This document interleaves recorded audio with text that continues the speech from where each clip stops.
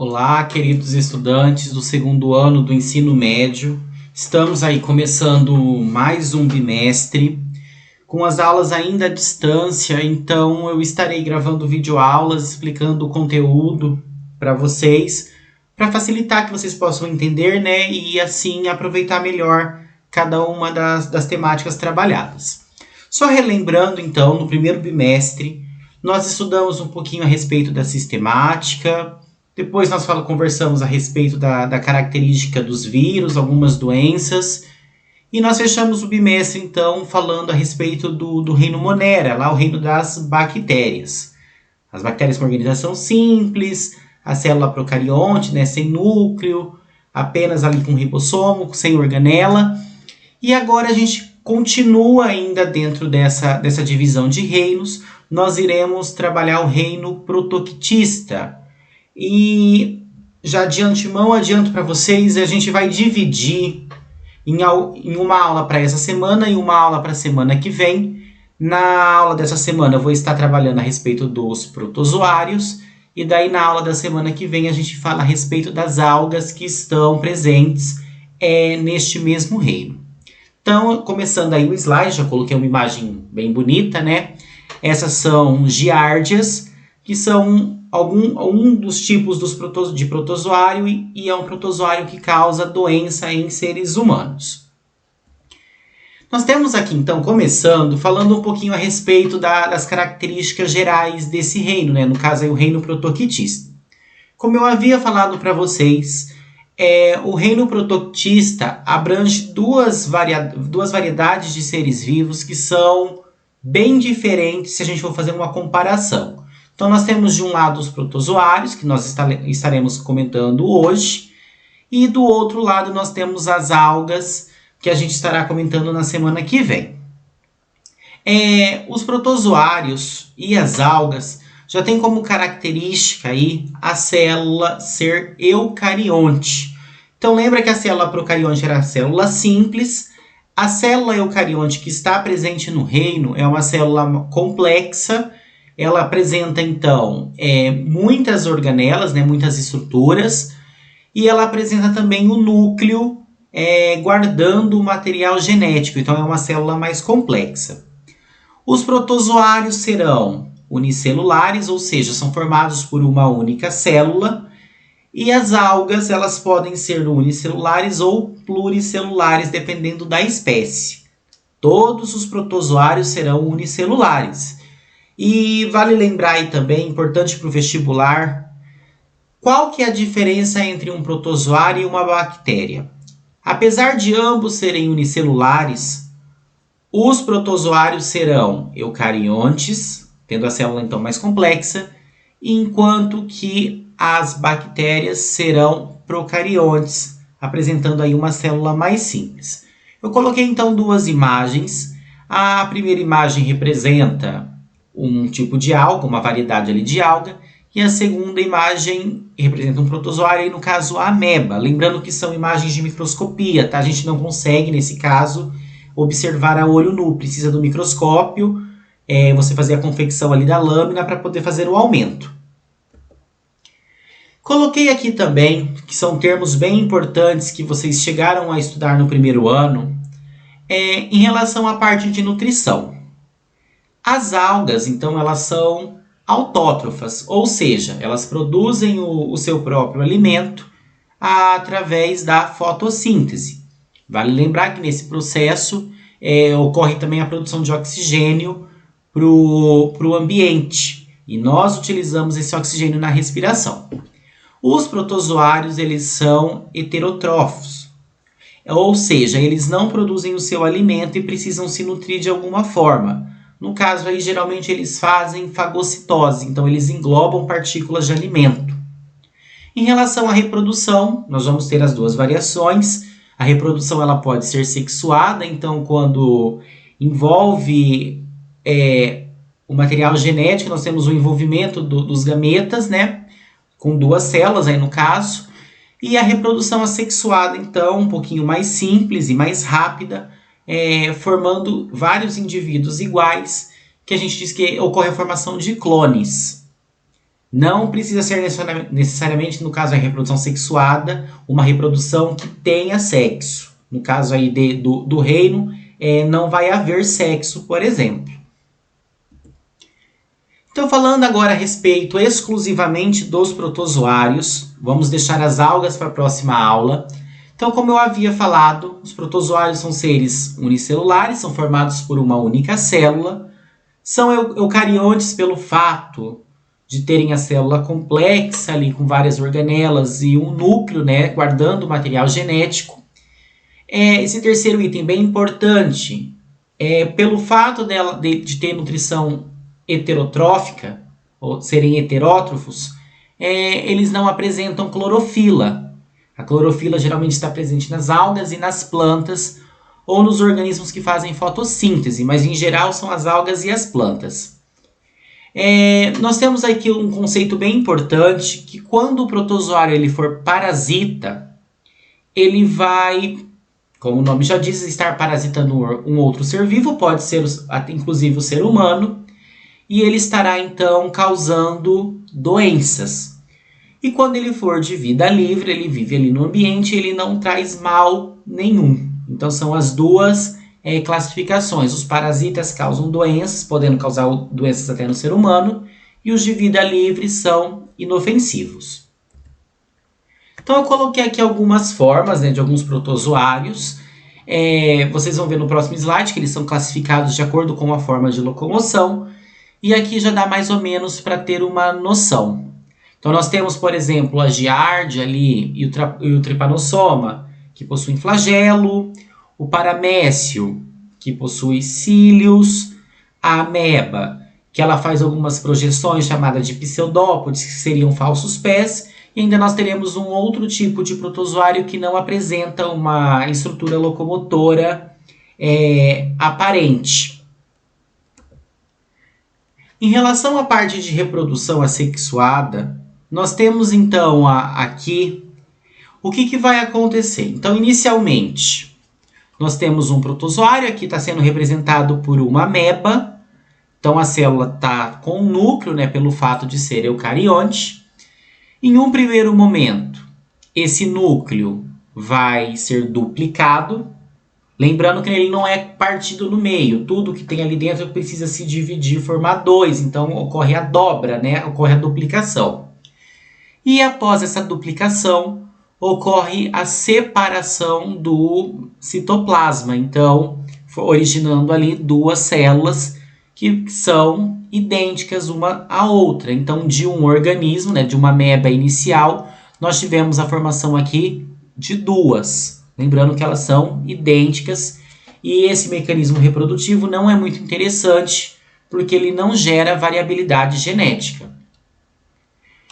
Quando a gente fala da reprodução sexuada, aqui está sendo utilizado, não é muito correto, mas está sendo utilizado o termo macho e fêmea, mas o importante é que nós temos duas células, no caso aí duas amebas, ocorre uma junção de células, né? Vai ter uma comunicação do material genético de uma com a outra, uma troca ali de material genético, e após essa troca de material genético, essa mistura, o núcleo vai se dividir e vai formar novos protozoários. Nesse tipo de reprodução, como ocorre a mistura do material genético, nós dizemos que existe variabilidade genética. E essa variabilidade genética, então, faz com que os seres vivos possam evoluir ao longo dos anos. Então, eu coloquei aqui um pouquinho, isso também é bem importante, que a gente classifica os protozoários de acordo com o modo de locomoção e se eles possuem ou não estrutura locomotora. E daí, em relação a isso, nós temos 4 classificações gerais. Então, nós vamos ter os protozoários flagelados, que são os que possuem flagelo, os protozoários ciliados, que são os que possuem cílios, os protozoários risópodes, que são os que fazem projeções com a membrana plasmática, como se fossem falsos pés, e os esporozoários ou apicomplexos, que são os protozoários que não possuem nenhum tipo de estrutura locomotora. Os protozoários flagelados, eles podem possuir, então, um ou mais flagelos. Se vocês observarem aqui a imagem, nós temos uma imagem, então, de microscopia. Esse aqui é o Trypanosoma, né, causador da doença de Chagas. E nós conseguimos observar, então, na imagem o protozoário, o núcleo dele, e essa cauda aqui é o flagelo. Tá? O flagelo, geralmente, ele é comprido, então ele funciona como se fosse um chicote. Ele vai vibrar e nessa vibração causa a locomoção do protozoário. Como o flagelo já é grande, geralmente eles apresentam um flagelo ou alguns, mas não é uma quantidade muito grande. Dentro desse grupo de protozoários aí flagelados, alguns são de vida livre, ou seja, não causam doenças, porém existem alguns de importância médica, como é o caso aí do Trypanosoma, que causa a doença de Chagas. Aqui eu coloquei então mais algumas imagens, né, de alguns protozoários flagelados. Nós temos, por exemplo, o protozoário que causa a leishmaniose, o que causa a tricomoníase, e nós temos também a giardia, que causa a giardíase. São protozoários aí de espécies diferentes que causam 3 tipos de doenças nos seres humanos.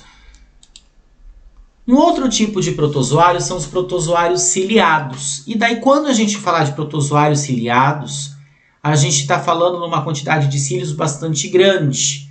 Porque qual que é a diferença do cílio e do flagelo? O cílio, eles são curtos, eles são pequenos, enquanto que o flagelo é longo. Então, o que acontece? O protozoário, quando ele for flagelado, como eu havia dito, poucos flagelos já promovem a locomoção. No caso do ciliado, ele precisa ter uma quantidade de cílios, então, bastante grande para que ele consiga se locomover e também para que ele consiga capturar alimento e esse alimento, então, ser ingerido via fagocitose. Então, aqui nesse grupo, como no anterior, nós vamos ter protozoários que vão causar doenças, né, sendo parasita, e alguns protozoários que são de vida livre e que não causam doenças. Eu coloquei uma imagem aqui representando, por exemplo, o paramécio. Aqui nós temos mais alguns exemplos, né, de protozoários ciliados. As imagens são de microscópio. Se vocês observarem a imagem que está à direita, a gente consegue perceber os filamentos ali de cílios. Eles não são muito nítidos, né, porque são muito pequenos, mas a gente consegue perceber que eles estão em volta da célula inteira. Outro tipo de protozoário são os protozoários rizópodes, ou seja, os protozoários que eles fazem projeções da membrana plasmática como se fossem falsos pés, que a gente chama de pseudópodes. Pseudo vem de falso, podes de pé, então falso pé. E através dessas projeções ele consegue se locomover. Um exemplo bem importante aqui do grupo são as amebas, que são causadoras da amebíase, uma doença que atinge o ser humano. Então a gente consegue observar aqui na imagem, nós temos o protozoário e aqui nas extremidades a gente consegue observar nitidamente esses falsos pés que eles utilizam então para a locomoção.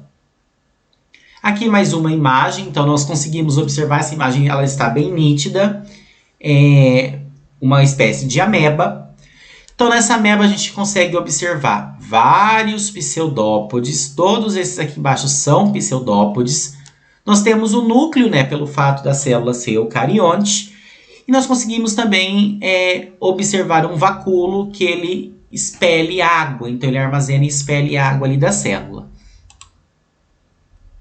Por fim, nós temos um quarto tipo de protozoário chamado de esporozoários ou apicomplexos, que são os protozoários que eles não apresentam nenhum tipo de estrutura locomotora. Eles não têm nem flagelo, eles não têm cílios e eles também não conseguem fazer projeções da membrana. Então, por conta disso, eles não se locomovem, eles ficam ali em transição no ambiente e eles são parasitas. E o exemplo mais comum que a gente tem é o plasmódio, que é o protozoário causador da malária, que a gente vai estar comentando um pouquinho mais adiante a respeito da doença.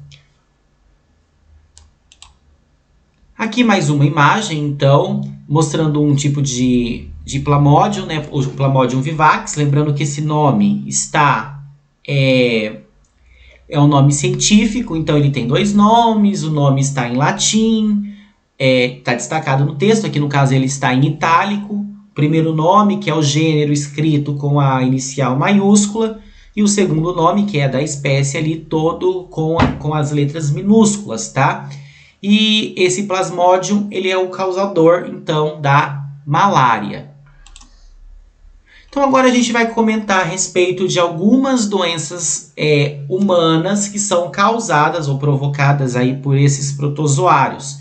Eu vou aproveitar para estar passando alguns termos importantes. Então a primeira doença que a gente tem é a doença de Chagas. O que acontece nessa doença? Então nós temos o protozoário, que é o causador da doença, né, que no caso aí é o Trypanosoma cruzi, que ele está aqui na imagem, como eu falei, é um protozoário flagelado. Porém, nós temos um meio aí, um vetor que carrega esse protozoário que causa a doença, que no caso é um inseto chamado de barbeiro, que é o Triatoma infestans, que é esse besouro que está aqui na imagem ao lado. Então, o que acontece? Hoje em dia, essa doença, falando em relação ao Brasil, não é uma doença mais que é tão comum. Foi comum no passado, né, quando as casas eram construídas ainda de pau a pique, de barro, elas tinham muitas frestas, né, e o besouro, no caso aí o barbeiro, se escondia nesses locais. Ele, por ter um hábito noturno, picava as pessoas e ele acabava causando a contaminação. Como que acontece essa contaminação, então? O barbeiro, como eu falei, ele tem um hábito noturno, ele vai picar a pessoa para sugar sangue, é um inseto hematófago, se alimenta de sangue, e geralmente depois dessa picada ele deposita as fezes do lado da ferida, ali onde ele abriu, que ele sugou sangue.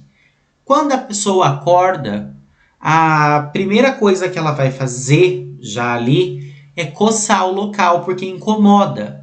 E nesse coçar o local, ela acaba empurrando as fezes ali, fazendo com que entre em contato com a ferida, e é onde causa, então, a contaminação. O Trypanosoma ele vai cair, então, na corrente sanguínea e vai no sistema circulatório, né, da pessoa, e ele pode causar problemas sérios no coração. Vale ressaltar que esses problemas podem demorar anos para aparecer, pode demorar anos para ter algum tipo de sintoma. Não é uma coisa que ocorre já de imediato na maioria das vezes. Nós temos, então, como método de prevenção a substituição das moradias de barro, né, ou de madeira por alvenaria, e evitar os locais onde o barbeiro possa ocorrer, onde ele possa se esconder. Uma outra forma de prevenção é a gente evitar também o desmatamento, né, que faz com que esses insetos saiam da mata e acabem indo para locais onde vivem seres humanos, onde vivem pessoas. Outra doença que nós temos aqui é a úlcera de Bauru, ou mais conhecida como leishmaniose. Então essa doença ela também tem um vetor, que é um mosquito chamado de Phlebotomo, ou mosquito palha, que esse mosquitinho aqui que está na imagem, né, também é um mosquitinho hematófago. E o que vai acontecer? Ele vai picar a pessoa e nessa picada a peça bucal dele, quando ele estiver contaminado, vai possuir o protozoário, que é o Leishmania brasiliensis, o nome científico do protozoário. E ele acaba, então, fazendo com que o protozoário caia na corrente sanguínea e acabe causando a doença. Aqui tem algumas imagens, né, dos sintomas, que já estão em estado bem avançado, já não começa inicialmente assim, mas ela recebe esse nome de úlcera de Bauru justamente por essas feridas que ela pode causar. Então, feridas na pele, nas mucosas, né, nos lábios e no nariz, por exemplo. De método de prevenção, a gente precisa evitar o contato aí com o mosquito vetor da doença. Vale ressaltar que esse método de prevenção, geralmente no vestibular, vem como profilaxia, tá? Não vem como prevenção, mas é a mesma coisa. Outra doença, essa bem comum, é a giardíase. Então nós temos aqui uma imagem, né, mostrando as giardias, e ela é causada então pela ingestão de água ou alimentos que estejam contaminados com protozoário. Então uma água que seja maltratada, um alimento que esteja, uma verdura, por exemplo, que seja mal lavada, pode acabar estando com esses protozoários ali presentes e você acabar se contaminando por eles. Então, o que vai acontecer? De sintomas, coloquei ele como trocado, mas os sintomas, ele vai atacar o intestino da pessoa, né, o sistema digestório, e vai provocar muita diarreia e também causar muita dor. Vale ressaltar que se a pessoa ficar com uma diarreia por um intervalo de tempo muito longo, pode acabar provocando algum tipo de desidratação e essa pessoa pode acabar vindo a óbito. E também nós temos a parte então da prevenção da profilaxia, que hoje em dia, né, falando a respeito do Brasil, isso é bem comum, mas vem então a questão de você consumir água tratada, né, se possível, ferver a água, filtrar, e lavar muito bem a parte dos alimentos de verduras e frutas e também as mãos antes das refeições. Então são algumas medidas que a gente tem, alguns hábitos, né, de higiene que acabam trazendo benefícios para nós, no caso da prevenção aí da giardíase. Outra doença, nós temos aí no caso a malária. E ela também tem como vetor a picada do mosquito, chamado de mosquito anófilis. Então, quando o mosquitinho, que é hematófago, pica a pessoa, se ele estiver contaminado com protozoário, com plasmódio, ele acaba, a pecinha bucal dele ali, jogando o protozoário na corrente sanguínea da pessoa. Esse protozoário, por sua vez, ele vai atacar alguns órgãos, né, do sistema digestório, como o fígado, o baço, e alguns órgãos viscerais. E vai provocar uma febre bastante alta, bastante forte. Como método de prevenção, nós temos então o combate, né, ao mosquito anófilis, através de pulverização, também evitar áreas de risco, e também a vacina contra a malária. Outra doença, essa também bastante comum, é a toxoplasmose. A pessoa vai adquirir essa doença, pelo fato agora dela ser bem comum, entrando em contato com as fezes de animais domésticos, como por exemplo o gato e o cachorro, principalmente o gato. Então, às vezes, crianças é muito comum, que brincam na rua, às vezes brincam na areia, no local onde o animal deposita, né, as suas fezes e acaba entrando em contato com esse protozoário. O que vai acontecer então? Em sintomas, nós vamos ter então mal-estar, dores de cabeça e dor muscular, prostrações e febre. Pode ocorrer também aumento dos gânglios. No caso das grávidas, isso é uma observação bastante importante. Pode acontecer do protozoário acabar atingindo o bebê ali, né, atingindo o feto, e causar alguns sintomas bem sérios, como cegueira, deficiência mental e, em casos mais graves, até a morte. Então, em grávidas, aí no caso dessa doença, ela acaba sendo mais perigosa. E em relação à questão da prevenção, né, nós prevenimos a doença evitando o contato com os locais que possam conter as fezes desses animais domésticos, certo? Outra doença também causada, né, por protozoário, no caso aqui agora a ameba, é a disenteria amebiana ou amebíase. Então, nesse caso, nós vamos ter também a questão de hábitos de higiene. Então, a pessoa adquire a doença fazendo a ingestão de água ou de alimentos que estejam contaminados com protozoário. Então, água que não está tratada, alimento mal lavado, ou alimentos ali, verduras, principalmente, coletadas em locais próximos a locais que tenham fezes e tudo mais e que não tenha tratamento de esgoto. Em relação aos sintomas, nós temos a formação de úlceras, né, no intestino grosso, que é o local onde ocorre a formação das fezes. e a formação de que esses protozoários eles podem acabar formando alguns tipos de cistos, e esse cisto ele sai e contamina a água. Como prevenção, então nós temos o tratamento de água, né? No caso aí, quando a gente tiver suspeita de alguma coisa, essa água pode ser fervida. E a questão de higiene com os alimentos, então lavar bem verduras e frutas. E também as mãos antes das refeições. Eu espero que vocês tenham conseguido entender, né, o conteúdo, as principais características aí dos protozoários, as 4 classificações dos protozoários flagelados, que são os que possuem flagelos, os protozoários ciliados, que possuem cílios, os protozoários, então, risópodes, que possuem pseudópodes, e os apicomplexos, que não possuem estrutura locomotora, e que vocês também tenham conseguido entender um pouquinho a respeito de cada uma das doenças. Na semana que vem a gente vai continuar ainda com esse reino, mas falando um pouquinho a respeito da parte das algas, tá? Bons estudos a todos e até mais!